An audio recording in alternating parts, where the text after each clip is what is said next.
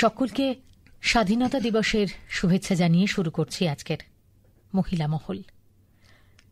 বড্ড ইচ্ছে করে এই শব্দটা বারবার উচ্চারণ করতে। স্বাধীনতা, বোধের স্বাধীনতা, ভাবনার স্বাধীনতা, নিজের মতো করে বেঁচে থাকার স্বাধীনতা। সত্যি কি পেয়েছি? আজকের এই সময়ে দাঁড়িয়েও এক একটা ঘটনা বড় বেশি করে প্রশ্নের সম্মুখে দাঁড় করিয়ে দিচ্ছে নাকি?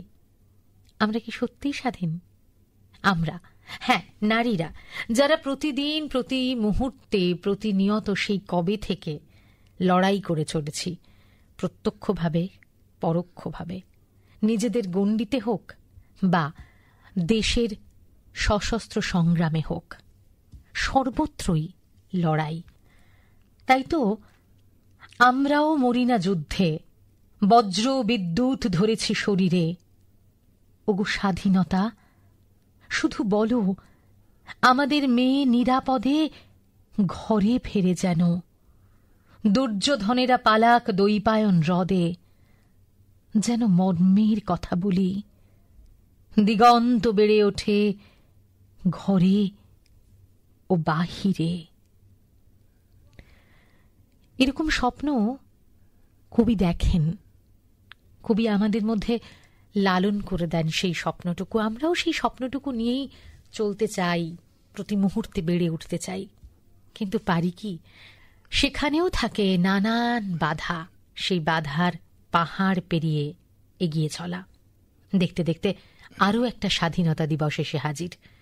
মহিলা মহলে আজ অনুষ্ঠানে আমাদের অতিথি বিশিষ্ট সাহিত্যিক, কবি সৈয়দ হাসমান জালাল। আপনাকে অনুষ্ঠানে স্বাগত। ধন্যবাদ। স্বাধীনতা, ভাবনা চিন্তার স্বাধীনতা। তাই আজকের অনুষ্ঠানে মহিলা নয়, পুরুষের চোখ দিয়ে মহিলাদের দেখব। ভারতের স্বাধীনতা আন্দোলনে নারীর অবদান একজন কবি হিসেবে, সাহিত্যিক হিসেবে, সর্বোপরি যদি এটাই বলি যে পুরুষ হিসেবে কিভাবে দেখেন? আমি আমার জ্ঞান হওয়ার পর থেকেই, মানে শৈশব, স্বাধীনতা বলতে যা বুঝেছি সেটা মূলত আমার বাবার কাছ থেকে পাওয়া একটা বোধ। আমার বাবা সৈয়দ আব্দুর রহমান ফেরদৌসী ছিলেন একজন স্বাধীনতা সংগ্রামী। তিনি সবে 18 বছর বয়স যখন তার, সামনে ম্যাট্রিক পরীক্ষা, সে সময়ে মহাত্মা গান্ধীর যে অসহযোগ আন্দোলনের ডাক, তাতে সাড়া দিয়ে তিনি পথে নামলেন। পিকেটিং, বিদেশি কাপড় পোড়ানো, মদের দোকানের সামনে পিকেটিং, ধর্না ইত্যাদি। তো তিনি তার 4-5 জন সহপাঠীকে নিয়ে রাস্তায় নেমেছিলেন। তো যথারীতি পুলিশ এসে তাদের অ্যারেস্ট করে। অন্যান্য ছাত্রদের অভিভাবকেরা এসে মুচলেখা দিয়ে তাদের বন্ড লিখে তাদের ছাড়িয়ে নিয়ে যান। বাবাকেও যখন সে কথা বলা হয়, বাবা রাজি হননি। উনি বলেছিলেন, আমি যদি বন্ড লিখে ছাড়াই পাবো, তাহলে আমি আন্দোলন করতে নামলাম কেন? খুব স্বাভাবিকভাবেই তাকে তখন 3 মাসের জেলের শাস্তি দিয়ে তাকে কলকাতায় আলিপুর জেলে পাঠানো হলো। কিন্তু সেখানে গিয়ে তিনি পেয়ে গেলেন নেতাজি সুভাষচন্দ্র বসুকে এবং দেশবন্ধু চিত্তরঞ্জন দাসকে। বিশেষ করে নেতাজি সুভাষের সঙ্গে তার খুব হৃদ্যতা গড়ে ওঠে। পরে তিনি যখন জেল থেকে বেরিয়ে মুর্শিদাবাদে, সেখানে আমাদের বাড়ি, তো মুর্শিদাবাদ যখন ফিরে গেলেন, তখন একেবারে পুরোপুরি তিনি স্বাধীনতা আন্দোলনের সঙ্গে যুক্ত হয়ে গেলেন এবং সংগঠন তৈরি করতে শুরু করলেন গ্রামে গ্রামাঞ্চলে গিয়ে। এমনকি নেতাজি সুভাষকে তারা আমন্ত্রণ জানিয়ে নিয়ে গেছেন। নেতাজি সুভাষ বেশ কয়েকবার গেছেন আমাদের মুর্শিদাবাদে।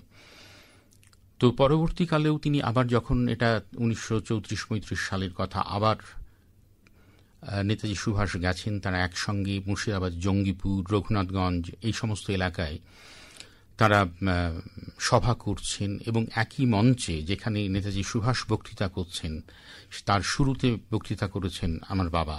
তারা একই ঘরে রাত্রি যাপন করেছেন। নেতাজি সুভাষ তাদের নির্দেশ দিয়েছেন কিভাবে আন্দোলনকে এগিয়ে নিয়ে যেতে হবে।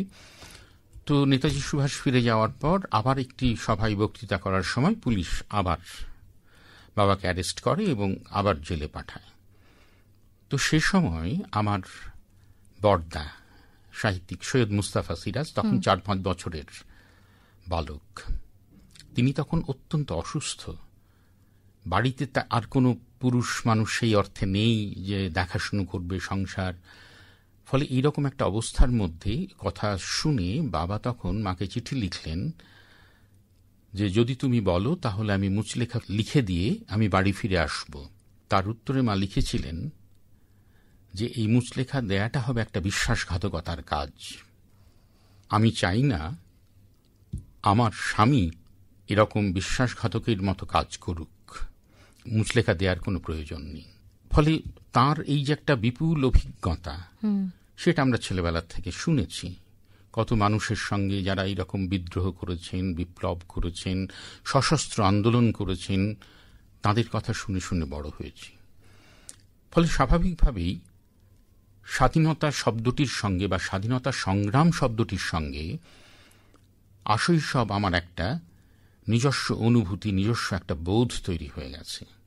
বাবাকে তো দেখলেন, তার সঙ্গে সঙ্গে এই যে মা যিনি বললেন যে না, তুমি যদি মুচলেখা দিয়ে আসো তাহলে হবে বিশ্বাসঘাতকতা, এই মায়ের যে যাপনটা, সেটা আপনার কাছে, বিশেষত পরবর্তীকালে যেহেতু আপনি সাহিত্যিক, কবি হয়েছেন, কিরকম মনে হয়েছে সেই যাপনটা এবং সেই নারীর ভূমিকা? আসলে যেটা হয় তখন এরকম গ্রামাঞ্চলে বা বাবার বন্ধুরাও যারা সে আন্দোলনের সঙ্গে যুক্ত থেকেছেন বা কেউ কেউ জেলও খেটেছেন, প্রত্যেকের পরিবারেই তাদের স্ত্রীরা তারা সংসার যাপন করেছেন এবং স্বামীরা তারা আন্দোলন করছেন, তারা বাইরে মিটিং মিছিল করছেন, প্রতিবাদ করছেন, কিন্তু সংসারটা তারা বুকে করে সামলে রেখেছেন এই মহিলারাই, এই নারীরাই। কিন্তু আলাদা করে এদের কথা বোধহয় খুব বেশি বলা হয় না। যারা যে সমস্ত নারীরা খুব প্রত্যক্ষভাবে আন্দোলনে যোগ দিয়েছেন, জেল খেটেছেন, তাদের কথা ইতিহাসে তবু লেখা হয়েছে। কিন্তু এই আড়ালে থাকা এই যে মহিলারা, তাদের কথা সেভাবে বলা বা আলোচনা করা হয় না।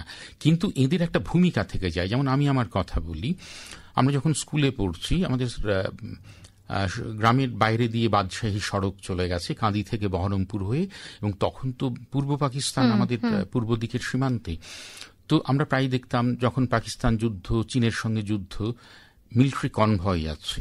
আমরা হয়তো স্কুলের মাঠে খেলা করছি, কনভয় যাচ্ছে দেখে আমরা ছুটে এসে কয়েকজন বন্ধুরা এসে দাঁড়াতাম একেবারে সারি বেঁধে, তারপর আমরা ওদের স্যালুট করতাম এবং ওরা গাড়িতে যেতে চেয়ে যখন একটা পাল্টা স্যালুট করতেন, আমাদের জবাব দিতেন, একেবারে শিহরিত হতাম।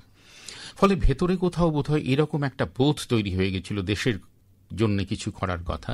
ফলে আমি তো কলেজ পাশ করার পর আমি নিজে ইন্ডিয়ান এয়ারফোর্সে যোগ দিলাম, ভারতীয় বিমান বাহিনীতে, এবং তার এই যে যোগ দেওয়ার কথা, দেশের জন্য কিছু একটা করার কথা, এই ভাবনার বীজটা একেবারে শৈশবে হয়তো আমার অজান্তেই মনের মধ্যে রোপিত হয়ে গিয়েছিল আমার বাবার কথাবার্তা শুনতে শুনতে এবং তার আদর্শের দ্বারা পরিচালিত হতে হতে, এবং সেই সঙ্গে মাকে দেখা। অবশ্যই, হ্যাঁ, যেটা বারবার আপনি বলছেন যে একটা অনেকটা অবদান থাকে যে একজন নারী তার বাড়ির, যেটা আপনি আগেও বললেন যে সেই সময় কিন্তু বাড়ির রোজগেরে মানুষটি ওই বাবাই, তিনি আন্দোলনে যুক্ত হয়ে জেল খাটছেন এবং মা কি অসম্ভব কষ্টের মধ্যে, যন্ত্রণার মধ্যে সংসারটাকে এগিয়ে নিয়ে যাচ্ছেন। অর্থাৎ এই যে নারীর যে ত্যাগ, এটাও কিন্তু একটা লড়াই। স্বাধীনতা সংগ্রামে এটাই বা কি কম অবদান রেখেছিল বলুন। সশস্ত্র সংগ্রামে নারীদের কথা, তাদের কথা তো শুনবই। তার আগে আপনি যখন কলম ধরছেন তখন কি কোথাও মনে হয়েছে যে তাগিদ অনুভব করেছেন আলাদা করে নারীদের কথা বলার, বা কখনো যখন লেখেন তখন কি কোথাও মাথায় আসে যে আজকেও দাঁড়িয়ে নারী যখন এত অবহেলিত, লাঞ্ছিত, যে নারীর কথা, নারী স্বাধীনতার কথা আরো বেশি বেশি করে বলা দরকার? অবশ্যই। এবং আমি আমার খুব যে সেটাকে খুব স্লোগানের মতো বা খুব যে আলাদা করে বলা তা নয়, কিন্তু আমার বহু লেখার মধ্যে ব্যাপারটা আসে। আমার কিছু গল্পে যেখানে নারী চরিত্রটা প্রধান এবং একটা কোথাও তারা এই সমাজের প্রতিকূলতার বিরুদ্ধে তারা লড়াইটা করছেন, কিন্তু সেটা খুব সোচ্চারে নয়, যে ঘটনা প্রবাহের মধ্যে দিয়ে তাদের যে প্রতিকূলতার মধ্যে পড়তে হচ্ছে তার মধ্যে দিয়ে তারা এগিয়ে যাচ্ছেন এবং একটা নিজের মতো করে জায়গার কথা ভাবছেন বা পৌঁছতে পারছেন, এই কথাগুলো আমার সবসময় মনে হয়েছে। এমনকি তুমি প্রথমেই যে কবিতাটা পড়লে তাতেও সেখানে যে আমরা এটা কিন্তু আমার একেবারে স্বাধীনতা দিবসের কথা মাথায় রেখেই লেখা কবিতা, কিন্তু শেষটা হচ্ছে এইভাবে যে আমরা স্বাধীনতা পেয়েছি, কিন্তু প্রকৃতপক্ষে আমরা কি সেই স্বাধীনতা এসেছে নারীদের জীবনে? এখনো তো মেয়েরা তাদের নিজেদের মতো করে স্বাধীন জীবনযাপন করতে পারে না, এখনো তারা কাজকর্মের জায়গায় যেতে হয় ঠিকই, কিন্তু সেখানেও তারা কতখানি নিরাপদ, তারা রাতেবেলা বাড়ি ফিরবে কিনা এবং নিরাপদে বাড়ি ফিরতে পারবে কিনা, সেটাও তো আছে একটা খুব বড় প্রশ্ন, একটা বড় আশঙ্কার বিষয়। এবং ফলে এটা থাকে, এটা এসে যায়। অর্থাৎ ভেতরে কোথাও লেখক হিসেবে বা সৃষ্টিশীল মনন আপনার বলে একদিকে স্বাধীনতার বোধ, আর একদিকে সেই আরো একবার জিজ্ঞাসার চিহ্ন যে নারী কতটা স্বাধীন হলো, অবশ্যই সমাজ কতটা তাকে স্বাধীনতা দিতে পারলো। এবং সেই অর্থে যে সব পুরুষও যে খুব স্বাধীন তাও তো বলা যায় না। এবং যেটা আমি পরবর্তী সময়ে বাবার কাছে অনেকটা খেদোক্তি বলবো, তিনি বলতেন যে আমরা কি এই স্বাধীনতা চেয়েছিলাম? এবং পরবর্তী সময়ে তো উনি রাজনীতি থেকে একেবারে সরে যান এবং নিজের বাড়িতে নিজস্ব লেখাপড়া, চর্চা, গবেষণা এসব নিয়ে থাকতেন। তো ফলে এই যে একটা খেদোক্তি, এটা অনেকের মধ্যেই বোধহয় শোনা গেছে যে তারা যে স্বাধীনতার জন্য লড়াই করেছেন, প্রাণ দিয়েছেন, জেল খেটেছেন, কিন্তু স্বাধীনতা যখন এলো তখন কি সেই স্বপ্নের স্বাধীনতা সত্যি সত্যি আমাদের দেশে এলো? এবং এই প্রশ্নটা আজও ভাবায় আমাকে। আমার বাবার কাছে শোনা সেই উক্তি যে আমরা কি এই স্বাধীনতা চেয়েছিলাম, এবং এই খেদোক্তি কিন্তু অনেক স্বাধীনতা সংগ্রামীরই। হয়তো প্রেক্ষাপট বদলে গেছে এখন, তবে ওই কথাটা বোধহয় কোথাও একই রয়ে গেছে। আচ্ছা, একজন পুরুষ হিসেবে আজকে 15ই আগস্টে দাঁড়িয়ে আপনি নারীর স্বাধীনতা বলতে কি বোঝেন বা কি বলতে চান? আমি নারী স্বাধীনতার আগে আমি মানুষের স্বাধীনতার কথা বলবো।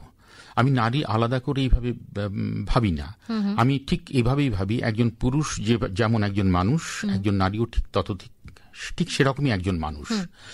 ফলে আমি একটা সার্বিক, যদি আমাদের মানুষের মুক্তি বা স্বাধীনতা না আসে, নারীদেরও আলাদা করে স্বাধীনতা আসতে পারে না। এবং এক্ষেত্রে যেটা হয়, আমরা বরাবরই তো দেখেছি নারীদের একটু পিছিয়ে রাখা হয়েছে, এবং তারা মানে পরিবারেও একটি কাজ যেভাবে একটি পুরুষ একটি ছেলে করতে পারে, পরিবারের কম বয়সী মেয়েটিকে সেগুলো করতে দেওয়া হয় না। এই ক্ষেত্রে আমি বলবো যে শ্রীমন্ত বহুয়া নারী স্বাধীনতার একজন অন্যতম প্রবক্তা বলেছিলেন যে কেউ তো আলাদা করে নারী হয়ে জন্মায় না। একটা শিশু যখন জন্মায় তখন সে একজন শিশুই, কিন্তু একটি ছেলেকে যেভাবে মানুষ করা হয়, দেখা যায় একটি মেয়েকে মানুষ করা হচ্ছে বিভিন্ন বিধিনিষেধ চাপিয়ে দিয়ে, তার পোশাক আশাক, খেলার সামগ্রী থেকে এটা করো না, ওখানে যাবে না, এই ফলে দেখা যাচ্ছে। এবং শ্রীমন্ত বহুমা বলছেন যে শুধুমাত্র একটি স্ত্রী অঙ্গ ছাড়া আর তো তার কোনো আলাদা কোনো ব্যাপার নেই। তাহলে এই বিষয়টাই বড় হয়ে ওঠে এবং নানান বিধিনিষেধের মধ্যে দিয়ে নারীদের ক্রমশ পিছিয়ে দেওয়া হতে থাকে। তো সেটা উনি কত বছর আগে বলেছেন, এবং এটা আজও আমাদের সমাজের ক্ষেত্রে এটা সমানভাবে প্রযোজ্য। এবারে যদি আমি একেবারে ভারতবর্ষের স্বাধীনতা আন্দোলনের দিকে তাকাই, স্বাধীনতা আন্দোলনের নারীদের মধ্যে স্বাধীনতা আন্দোলনের নারীর ভূমিকা, এটা বললে আপনার কাদের কথা মনে হয়? আমার দুজন নারীর কথা খুব মনে হয়। একজন হচ্ছে ননিবালা দেবী এবং আরেকজন দুকড়িবালা দেবী। এরা দুজনেই একটা সাধারণ ঘরের মহিলা, এবং ননিবালা দেবী তো মাত্র 16 বছর বয়সে তিনি বিধবা হন, এবং সেই অবস্থায় তিনি কিভাবে যারা সশস্ত্র বিপ্লবী তাদের কিভাবে সাহায্য করেছেন, মানে এখনো ভাবলে খুব অবিশ্বাস্য মনে হয় যে ওই রকম একজন বিধবা মহিলা তিনি কি করছেন। হাওড়ায় তার বাড়ি ছিল, এবং তিনি কখনো চন্দননগরে, কখনো রিষড়ায় বা এই সমস্ত এলাকায় গৃহকর্ত্রী সেজে বিপ্লবীদের ঘর ভাড়া দিচ্ছেন। শুধু তাই না, এবং সেই সময় অমরেন্দ্র চ্যাটার্জি, তারপরে রামচন্দ্র মজুমদার, এরা সমস্ত যে মানে বিপ্লবের সঙ্গে জড়িত। তো একবার পুলিশ রেড করলো, অমরেন্দ্র চ্যাটার্জি পালিয়ে যেতে পারলেন, কিন্তু রামচন্দ্র মজুমদার উনি ধরা পড়লেন, উনি তখন জেলে। এবং ননিবালা দেবী ভাবছেন যে রামচন্দ্র মজুমদারের পিস্তলটা কোথায় রেখে গেলেন, সেটা কি হলো। এবং এমনই তার কৌতূহল, একটু মানে সত্যি ভাবার বিষয় যে একজন সেই সময় বিধবাদের কি ছিল, তাকে একাদশীর উপোস করতে হতো, মানে শাঁখা সিঁদুর তো দূরের কথা, লাল রঙের কাছেও তাদের জন্য পরিত্যাজ্য ছিল। অথচ তিনি একজন সধবা নারী সাজলেন, শাঁখা সিঁদুর পরে, এবং রামচন্দ্র মজুমদারের স্ত্রী সেজে তিনি জেলে গেলেন তার সঙ্গে দেখা করতে, এবং সেখান থেকে তিনি জেনে এলেন যে রামচন্দ্র মজুমদার পিস্তলটা কোথায় রেখেছেন। তো পরে এরকম হলো যে পুলিশ একসময় সন্দেহ করতে শুরু করলো তার ভূমিকা নিয়ে। সেটা জানার পরে উনি কি করলেন, তার একজন বন্ধু, তার দাদা ছিলেন প্রবোধচন্দ্র মিত্র, উনি তার সঙ্গে পালিয়ে গেলেন পেশোয়ায় যাতে পুলিশ ধরতে না পারে। তো পুলিশ তার বাবাকে তখন ভীষণভাবে জেরা করতো, সারাটা দিন ধরে জেরা করতে করতে একটা সময় জানতে পারলো যে তার মেয়ে পেশোয়ায় পালিয়ে গেছেন। পুলিশ গিয়ে পেশোয়ায় তাকে গিয়ে আবার গ্রেপ্তার করল। কিন্তু তখন একেবারেই তিনি কলেরার রোগে ভুগছেন, প্রায় মুমূর্ষু অবস্থা। কিন্তু সেই অবস্থায় তার জেল হলো এবং কাশীতে তাকে জেলে পাঠানো হলো। এবং সেখানে যে কি অত্যাচার, মানে নারীদের সে সময়ে জেলে নিয়ে যাওয়া মানে যৌন নির্যাতন তো চলত, এমনকি লঙ্কা বেঁটে তার শরীরের জননাঙ্গে ঢুকিয়ে দেওয়া, এই সমস্ত করা হতো। কিন্তু তবুও পুলিশ তার কাছ থেকে কোনো তথ্য তার কাছ থেকে বের করতে পারেননি। কিন্তু এটাই খুব দুঃখের বিষয়, আমাদের পরিতাপের বিষয়। এরকম একজন নারী, তিনি শেষ বয়সে বাড়ির লোকের রান্না করে তিনি দিনাতিপাত করেছেন এবং 50 টাকা পেনশন পেয়েছেন, এবং এই অবস্থায় তিনি মারা গেছেন, এবং সেটা 1967 সালে মারা গেছেন। আবার ওই প্রশ্ন যে আমরা কি নারীদের অবস্থা, সত্যি তো তাই। যে স্বাধীনতার জন্য উনি তার জীবন বিপন্ন করে এরকম কাজ করলেন, কিন্তু স্বাধীনতার পর কি পেলেন তিনি? এবং কতটা আজ থেকে এত বছর আগে দাঁড়িয়ে কতটা সংস্কারের বেড়া তিনি ভেঙে দিলেন। আপনি যেটা বললেন যে সত্যি তো, সেই সময় দাঁড়িয়ে আমরা ভাবতেই পারি না একজন বিধবা মহিলা সধবা সাজছেন কি জন্য। এমন নয় যে তার স্বামী, তার সংসার, তার সন্তানের জন্য সাজছেন, একটি মাত্র আদর্শের জন্য। এই যে একটা পরাধীন ভারতবর্ষকে স্বাধীন করার এই যে স্বপ্ন, এই আকাঙ্ক্ষা, এটার জন্য তারা নিজের আদর্শটা, নিজের জীবনযাত্রাটাকে একেবারে ভেঙে চুরে একটা অন্যরকম রূপ দিচ্ছেন। আর একজনের কথা বলি, তিনি দুকড়িবালা দেবী। তিনি বীরভূমের মেয়ে এবং তিনি ছিলেন নিবারণ ঘটকের মাসিমা। নিবারণ ঘটকের কথা বললে মনে পড়ে যে কাজী নজরুল ইসলামের শিক্ষক তিনি। সিয়ারশোল স্কুলে যখন কাজী নজরুল ইসলাম পড়ছেন, তখন তিনি 4 জন শিক্ষকের দ্বারা প্রবলভাবে প্রভাবিত হয়েছিলেন। কেউ গান শেখার ক্ষেত্রে, কেউ সাহিত্যের ক্ষেত্রে, এবং এই বিপ্লবের ক্ষেত্রে তিনি প্রথম পাঠটি পেয়েছিলেন নিবারণ ঘটকের কাছে। তো এই নিবারণ ঘটক এবং তার যে বন্ধুরা, তাদের যখনই কোনো আশ্রয়ের প্রয়োজন হতো, তারা লুকোনোর প্রয়োজন হতো, তারা এই দুকড়িবালার দেবীর বাড়িতে এসে তারা আশ্রয় নিতেন, এবং সেখানে জ্যোতিষ ঘোষ, বিপিন গাঙ্গুলির মতো সমস্ত বিপ্লবীরা আশ্রয় নিয়েছেন। তো পরে একটা সময় এরকম হলো যে তিনি চলে এলেন, হস্টেলে থাকতে শুরু করলেন, এবং একজন বিপ্লবী, সম্ভবত তার নাম হরিদাস দত্ত, তিনি একটা গাড়োয়ানের ছদ্মবেশে ইংরেজদের 9 বাক্স কার্তুজ এবং 50টি পিস্তল চুরি করেছিলেন, এবং সেগুলো দুকড়িবালা দেবী নিজের কাছে লুকিয়ে রেখেছিলেন। তো পুলিশ জানতে পেরে যখন দুকড়িবালা দেবীর বাড়ি ঘিরে ফেলে, এবং সেটা 1917 সালের ঘটনা, এবং তাকে যথারীতি গ্রেপ্তার করা হয়, এবং তাকে বাড়িতে শিশু সন্তান রেখে তাকে জেলে যেতে হলো। এবং সেখানে যথারীতি অখাদ্য খাবার, যৌন নির্যাতন, চোখে পিন ফোটানো, পায়ুতে রড ঢুকিয়ে দেওয়া, হাত আঙুলের নখ উপড়ে নেওয়া, যথারীতি এই সমস্ত অত্যাচার। এবং এই অত্যাচার সহ্য করেও তিনি তার বাবাকে চিঠি লিখছেন যে আমি ভালো আছি। আমার তো মনে হয় যে এই সমস্ত নারীদের কথা আরো বেশি করে চর্চিত হওয়া দরকার, সামনে আসা দরকার। ব্রিটিশদের অত্যাচার, অকথ্য অত্যাচার সহ্য করেও তারা দেশের জন্য কিভাবে তারা লড়াই করেছিলেন, এবং অত্যন্ত সাধারণ ঘরের মফস্বলের একজন ওই তরুণ বয়সের একজন নারী, তো অকল্পনীয়। আপনার সঙ্গে তো, যদিও যে সময়ের কথা আমরা বলছি সেটা অবিভক্ত বঙ্গদেশ, তবুও আপনার সঙ্গে যেহেতু বাংলাদেশের, এখন যেটা বাংলাদেশ, তার সঙ্গে যোগাযোগটা সব সময় আছে, বাংলাদেশের কারোর কথা এই প্রসঙ্গে মনে পড়ে? অবশ্যই। আমি বছর 2 আগে কুমিল্লা গিয়েছিলাম একটা 2 দিনের সাহিত্য সম্মেলনে। তো আমি কুমিল্লার শান্তিলতা ঘোষ এবং সুনীতি চৌধুরীর কথা জানতাম, কিন্তু ওখানে গিয়ে তাদের সব প্রতি আমার আগ্রহটা আরো বেশি বাড়ল। তারা ওই কুমিল্লা শহরের মেয়ে, এবং শান্তিলতা ঘোষ, এদের দুজনেরই জন্ম খুব একই সময়, প্রায় 1916-তে শান্তিলতা ঘোষ এবং 1917 জন্ম সুনীতি চৌধুরীর। তারা দুজনেই ওখানকার যে স্কুলে পড়তেন, ফয়জুন্নেসা স্কুলে পড়তেন।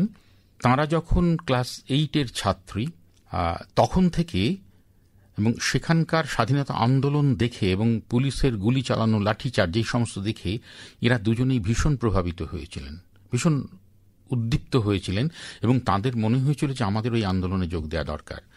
তার আগের একটু কথা বলি, যে শান্তিলতা ঘোষের বাবা ছিলেন ওখানকার যে কলেজ, যে ভিক্টোরিয়া কলেজ, সেখানকার অধ্যাপক ছিলেন, এবং তিনি গান গাইতেন, দেবেন্দ্র কুমার ঘোষ, এবং তার কাছ থেকে যথারীতি তার মেয়ে শান্তিলতা তিনি গান শিখেছিলেন। এবং সরোজিনী নাইডু যখন এখানে সভা করতে গিয়েছিলেন কুমিল্লায়, তখন শান্তিলতা গান গেয়েছিলেন এবং খুব প্রশংসা পেয়েছিলেন। ফলে ওই কম বয়সেই উনি স্বাধীনতা আন্দোলনের একটি সভায় গান গেয়ে সবার নজরে আসেন। পরে তাঁরা যখন ক্লাস 8-এর ছাত্রী, তারা দুজনেই একেবারে সরাসরি আন্দোলনে যোগ দিলেন, এবং তারা কুমিল্লাতে ছাত্রী সংঘ বলে একটা সংগঠন গড়ে তুললেন। আচ্ছা। এবং সেখানে এই বিভিন্ন বিপ্লবীরা, এবং বিশেষ করে দীনেশচন্দ্র মজুমদারের কথা বলতে হয়, এই ছাত্রী সংঘ বেথুন কলেজেও এক সময় গড়ে উঠেছিল, এবং কটক থেকে এসেছিলেন সেখানে কল্যাণী দেবী এবং তার বোন বীণা দেবী, যেখানে কমলা দাশগুপ্ত এসেছিলেন ঢাকা থেকে, এবং তারা যে ছাত্রী সংঘ করেছিলেন সেখানে প্রীতিলতা ওয়াদ্দেদার বা আরো অন্যান্য সমস্ত ওই সময়ের সুচেতা কৃপালিনী বা এরা সমস্ত ওই ছাত্রী সংঘে যোগ দিয়েছিলেন। তো হবে হয়তো যে তার মতো করেই তারাও কুমিল্লাতে ছাত্রী সংঘ তৈরি করেছিলেন, এবং ক্রমশ তারা তরুণদের মধ্যে, ছাত্রীদের মধ্যে মানে লাঠি খেলা, সাঁতার শেখানো, ছোড়া খেলা ইত্যাদি, এবং সেখানে মানে শারীরিক কসরতের যে ট্রেনিং, পেশাগতভাবে বিপ্লবে অংশগ্রহণ করতে গেলে শারীরিকভাবে যতটা সক্ষম হওয়া দরকার, সেইগুলো তারা সেই ট্রেনিং গুলো দিচ্ছেন। তারা পিস্তল চালানো গোপনে শিখলেন। তো তারাও এই সমস্ত গুলোর সঙ্গে, এগুলো খুব আন্ডারগ্রাউন্ড সমস্ত চর্চা হতো সেখানে, তো সেখানে তারা যুক্ত হন এবং তারা গুলি চালাতে শেখেন। এবং 1931 সালের 14 ডিসেম্বর তিনি ওখানকার ম্যাজিস্ট্রেট স্টিভেন্সকে গুলি করেন, সুনীতি চৌধুরী, এবং সামনের থেকে পরপর দুটো গুলি তার বুকে লাগে, মারা যান তিনি। তো যথারীতি তারপরে পুলিশ তাকে গ্রেপ্তার করে এবং জেলে পাঠায়, এবং 7 বছর তারা দুজনেই জেলে ছিলেন, শান্তিলতা ঘোষ এবং সুনীতি চৌধুরী। তো শান্তিলতা যেহেতু সরাসরি একদম হাতে নাতে ধরা পড়েনি, ওকে দ্বিতীয় শ্রেণীর মানে রাজবন্দী হিসেবে, দ্বিতীয় শ্রেণীর বন্দী হিসেবে, আর একেবারে তৃতীয় শ্রেণীর বন্দী হিসেবে সুনীতি চৌধুরীকে, এবং যথারীতি সেখানেও যথেচ্ছ অত্যাচার এ সমস্ত হয়টায়। পরে প্রায় 7 বছর পরে মহাত্মা গান্ধীর হস্তক্ষেপে তাঁদের মুক্তি ঘটে। কিন্তু তারপরে ফিরে এসেও মনের জোর কি অসম্ভব, সুনীতি চৌধুরী তারপরে ডাক্তারি পড়াশোনা শুরু করলেন, এবং খুব মেধাবী ছিলেন। ডাক্তারি পড়াশোনা করলেন এবং তিনি ডাক্তার হলেন, এবং ডাক্তার হয়ে তিনি মেয়েদের সেবায় নামলেন এবং দরিদ্রদের সেবা করতে শুরু করলেন। এবং শান্তিলতা তিনি সাহিত্য চর্চা করতেন, এবং তার শেষ বয়সের একটি লেখা আছে অরণ্য বহ্নি বলে একটি বই, যাতে তার খানিকটা আত্মজীবনীমূলক এবং তার এই স্বাধীনতা আন্দোলনের কথাও তার মধ্যে আমরা দেখতে পাই। অর্থাৎ সেই যে অরণ্যের বহ্নিরা, তারা তখন থেকে আজ পর্যন্ত লড়াই করে চলেছেন ঠিকই, তখনও যেমন কখনো সশস্ত্র কখনো নেপথ্যে থেকে লড়াই করেছেন, ঠিক তেমনভাবে আজও দেশের জন্য, দেশকে সুরক্ষিত রাখতে লড়ছেন নারীরা। আর একেবারে লড়াইয়ের গণ্ডিটা খুব ছোট্ট করে দিলে তার বাড়ি, তার পরিবার, তার সমাজের সঙ্গেও তার লড়াই প্রতিনিয়ত। আমাদের সময় প্রায় শেষ। একজন কবি, একজন সাহিত্যিকের কাছে আজকের সময় দাঁড়িয়ে মহিলাদের জন্য যদি কোনো কথা বলতে বলি, কি শব্দ উচ্চারিত হবে আপনার কাছ থেকে? প্রথম কথা হচ্ছে, আমাদের সামাজিক দৃষ্টিভঙ্গি পরিবর্তনের যথেষ্ট প্রয়োজন। আজকে আমরা মেয়েদের দেখছি তারা যেমন প্রশাসনের শীর্ষে, এভারেস্টের চূড়ায়, তারা অলিম্পিক থেকে সোনা নিয়ে আসছেন সমস্ত ক্ষেত্রে, অথচ এমন একটা ভোগবাদী সংস্কৃতি ক্রমাগত গ্রাস করেছে, যেখানে একটা 2 বছরের শিশুকন্যা থেকে একজন 72 বছরের একজন ধর্মযাজিকাও যৌন নির্যাতনের হাত থেকে রেহাই পাচ্ছেন না এবং ক্রমাগত ভয়ঙ্করভাবে বেড়ে চলেছে। এর বিরুদ্ধে একটা সচেতনতা তৈরি করা দরকার। এই নারীদের পণ্য হিসেবে দেখা এবং দেখানো, এর বিরুদ্ধে নারীদেরই দাঁড়াতে হবে। পুরুষরা নিশ্চয়ই সঙ্গে থাকবে। খুব গুরুত্বপূর্ণ কথা বলেছেন, অত্যন্ত গুরুত্বপূর্ণ কথা, যে এই লড়াইটা আমাদেরকেও একসঙ্গে লড়তে হবে। অর্থাৎ মেয়েদেরকে, পুরুষরা তো ডেফিনেটলি সঙ্গে থাকবেন, তাদের থাকা উচিত, থাকা দরকার। যে পণ্য হিসেবে তুলে ধরা হচ্ছে, এই ব্যাপারে প্রতিটি মেয়ের সচেতন থাকা দরকার যে না, আমি নিজেকে পণ্যায়িত করব না। ভাবনা এখান থেকেই শুরু হোক, কারণ দেখতে দেখতে যখন আরো একটা স্বাধীনতা দিবস এসে গেছে, তখন প্রত্যেকবারেও নতুন নতুন ভাবনা ভাবার ইচ্ছেটা তো থাকে, অন্তত সেই ইচ্ছেটুকু থাকা উচিত। তাই এই ভাবনা থেকেই বরং আগামী স্বাধীনতার উড়ান হোক। আসুন না আমরা সবাই মিলে চেষ্টা করি, যদি আমাদের এখনো যতটা অপ্রাপ্তি আছে সেই অপ্রাপ্তিটুকু আমরা যদি আবার সবাই মিলে একসঙ্গে লড়ে পরিবর্তন আনতে পারি, তবেই একরাশ ইচ্ছে ডানা যাদের আজ উঠতে মানা, মিলবে তাদের অবাধ স্বাধীনতা। সবাই ভালো থাকুন, ভালো চিন্তা করুন, সৎ চিন্তা, স্বাধীন মুক্ত মনা চিন্তা, সেটাই আমরা চাই প্রতিদিন, প্রতি মুহূর্তে, যা আপনাকে ভালো রাখবে, আপনার পাশের মানুষটিকে ভালো রাখবে। আজকে স্বাধীনতা দিবসে মহিলা মহলের বিশেষ অনুষ্ঠান। এতক্ষণ আমাদের সঙ্গে ছিলেন বিশিষ্ট সাহিত্যিক, কবি সৈয়দ হাসমাত জালাল। আপনাকে অনেক ধন্যবাদ আপনার অনুভবের কথা এভাবে আজকের বিশেষ দিনে আমাদের সঙ্গে ভাগ করে নেওয়ার জন্য। ধন্যবাদ তোমাকেও, এবং আকাশবাণীর শ্রোতাদের প্রতি আমার শুভেচ্ছা রইল। স্বাধীনতা দিবস উদযাপিত হোক এই স্বাধীনতার কথা মাথায় রেখেই। সবাই খুব ভালো থাকুন, মহিলা মহলের সঙ্গে থাকুন।